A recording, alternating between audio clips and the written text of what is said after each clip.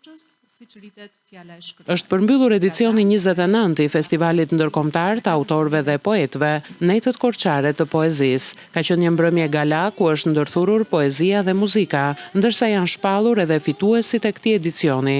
Ka pasur 5 çmime në këtë festival për poetët të cilët janë përzgjedhur nga juria. Ishte pak e vështirë që ne të merrnim vendime, por besoj se kemi marrë vendime të drejta dhe sa vjen dhe ky festival mbetet shumë domethënës, jo vetëm për qytetin, rajonin, por le të themi është një nga festivalet më të mira që bëhet në Shqipëri për letërsinë. Në këtë edicion morën pjesë 34 poetë nga Italia, Franca, Izraeli, Monako, Greqia, Kosova dhe Shqipëria, të cilët sollën me vete jo vetëm vargje të frymëzuara, por edhe tingujt dhe ndjesitë e vendeve të tyre.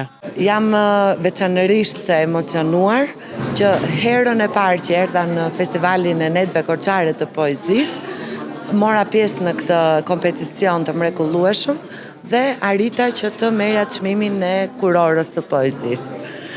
Ndjem emocionuar sigurisht, sepse është një vlerësim për të gjithë mundin poetik dhe veçanërisht për poezinë e krijuar ekskluzivisht për këtë festival.